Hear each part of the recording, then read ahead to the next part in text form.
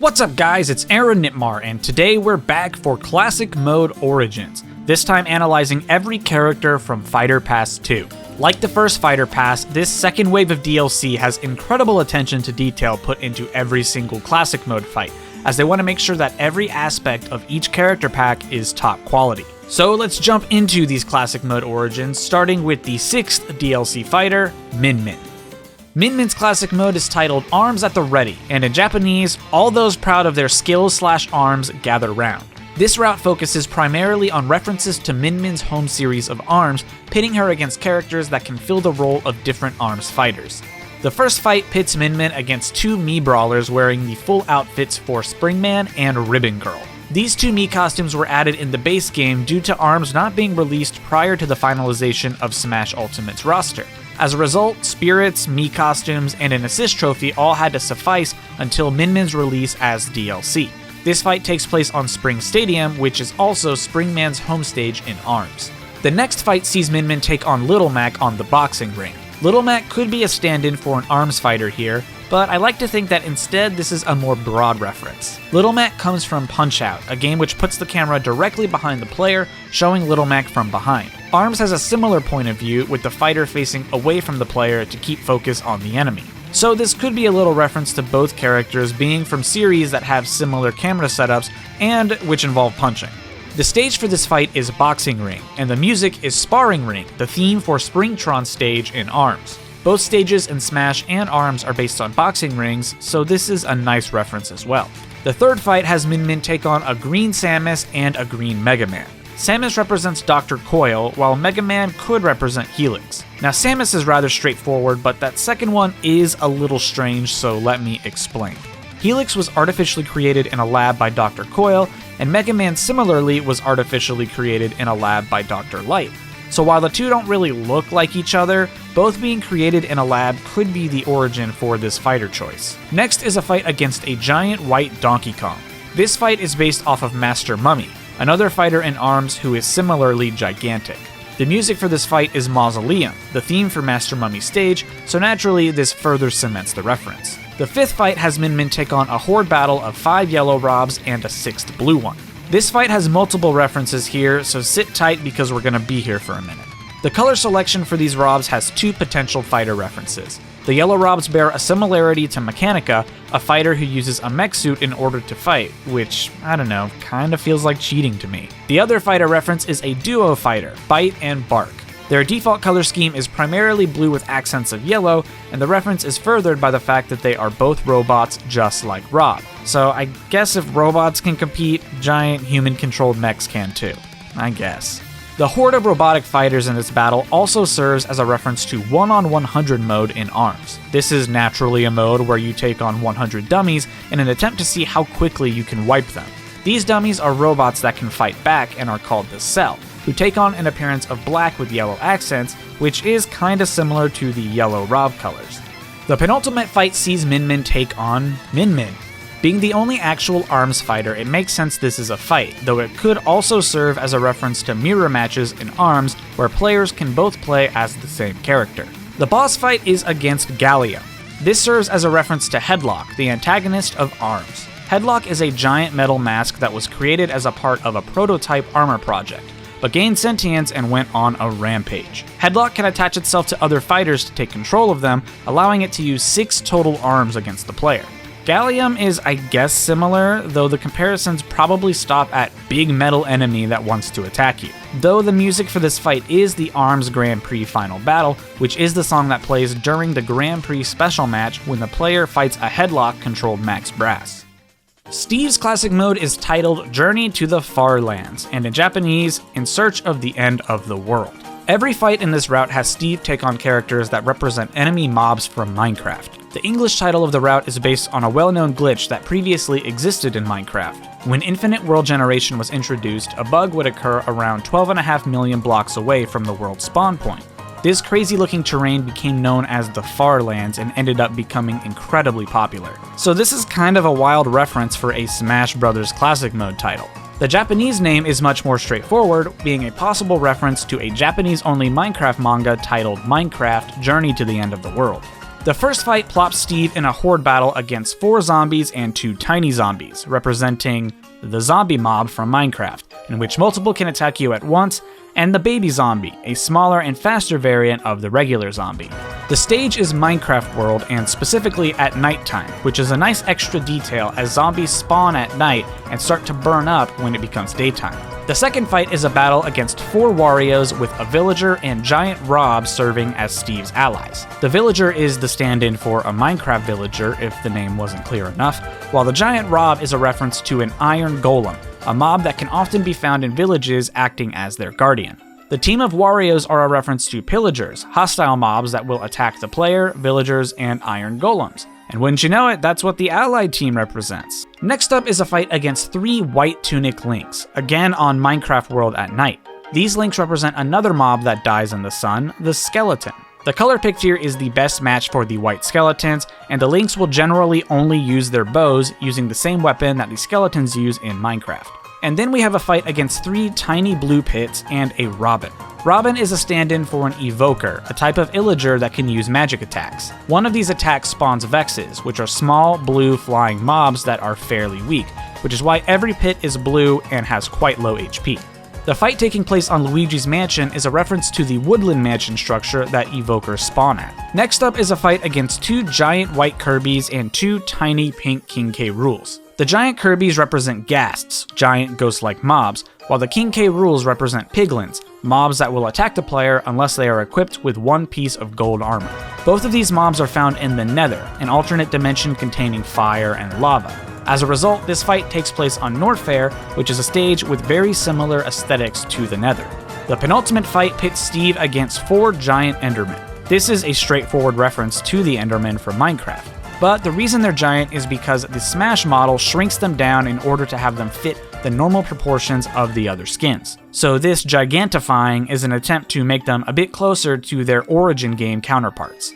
The boss for this route has Steve take on a giant Ridley and 2 tiny Endermen. This is a reference to the fight against the Ender Dragon, which serves as the quote-unquote final boss of Minecraft. Well, it gets you to the credits anyway. The End is another alternate dimension where Endermen are commonly found, and during the fight against the Ender Dragon, the player has to worry about these Endermen as well as the dragon's attacks. The fight taking place on Final Destination could also be a clever reference to the End, with end and final both being words with similar meanings. I'm not entirely sure if this reference holds up in Japanese though, and it could simply be the stage that is most often used for boss battles and nothing more. Sephiroth's classic mode is titled The Chosen Ones, and in Japanese, Those Who Rule. This route's name in English could have been pulled from Sephiroth's official theme in Final Fantasy VII, Those Chosen by the Planet. The route itself is famously a boss rush route, with Sephiroth taking on exclusively bosses for each battle, which is inspired by Sephiroth himself's position as a boss in his home series. The fights have Sephiroth fight against Rathalos, Gallium, Marx, Dracula, Ganon, and Giga Bowser. The final fight is against Master and Crazy Hand, and it takes place on Northern Cave Omega with one winged angel playing in the background, a reference to the final location where the final fight takes place in Final Fantasy VII. Pyra and Mithra's classic mode is called Shared Destinies, and in Japanese, Both Side of the Coin. The title alone makes this pretty clear, but every battle involves fighting characters who are connected to each other in some way.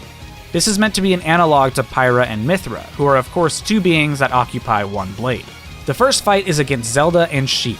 While these specific iterations of Zelda and Sheik aren't themselves connected, Zelda and Sheik are famously the same person, with Zelda taking on the disguise of Sheik in the adult timeline of Ocarina of Time.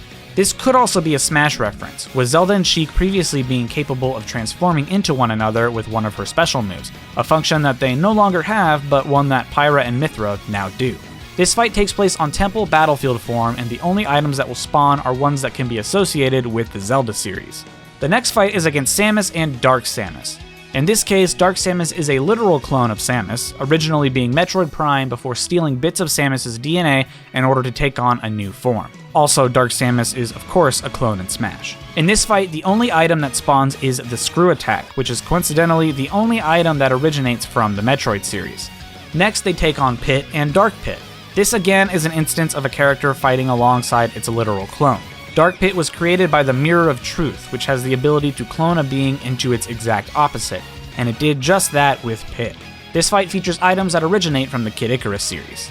And the next battle is against Ken and Ryu on Omega Suzaku Castle. Ryu and Ken are clones in the sense that in Street Fighter their movesets are incredibly similar, and with Ken being classified as Ryu's Echo Fighter in Smash. This fight is uniquely a stamina battle to be similar to the Street Fighter series, with all characters starting at 150 HP. The fifth fight is against Kirby and Meta Knight.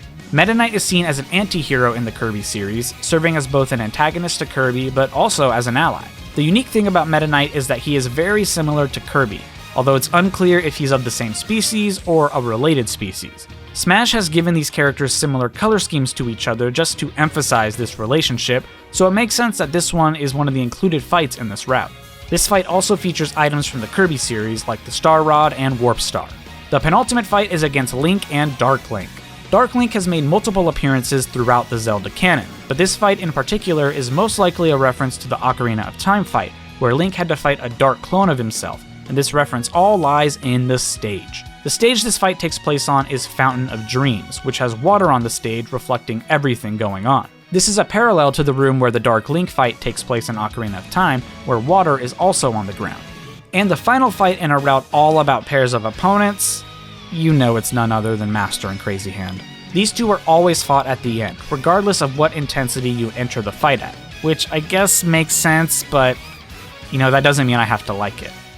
Kazuya's classic mode route is titled Fighting Fists with Fists, and of course, as it suggests, has Kazuya take on characters who fight without the use of a weapon. Every fight in this route is a stamina battle, referring to the Tekken series having health bars in fights. The name of this route is also inspired by the literal meaning for Tekken, which means Iron Fist in Japanese. The first fight is against Ryu on Mishima Dojo. Ryu's spot on this route is likely a reference to the several times that the Tekken and Street Fighter universes have crossed over. Street Fighter Cross Tekken was a full game released in 2012, with a planned Tekken Cross Street Fighter also in development before ultimately being canned. Akuma, another popular Street Fighter character, was also famously in Tekken 7 as a guest fighter. The second fight is against Captain Falcon. This is possibly a vague reference to Ho Rang, another character from Tekken. Captain Falcon, of course, comes from a racing game, and Ho Rang has been depicted multiple times riding a motorcycle incredibly fast, and even challenging Jin to a race at the end of Tekken Tag Tournament 2.